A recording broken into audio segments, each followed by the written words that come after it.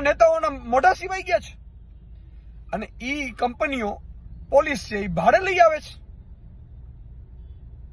આટલો અત્યાચાર.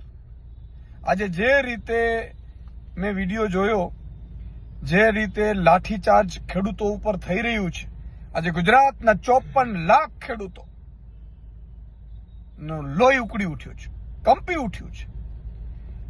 આજે ગઈ સુરેન્દ્રનગરમાં હતું, કેટલાય જિલ્લાઓમાં થાંભલાઓનું તમે શું એવું નક્કી કર્યું છે કે ભાઈ બધાના ખેતરોમાં થાંભલાઓ નાખી દો ને? બેટી મોટી મોટી લાઈનો આવે છે.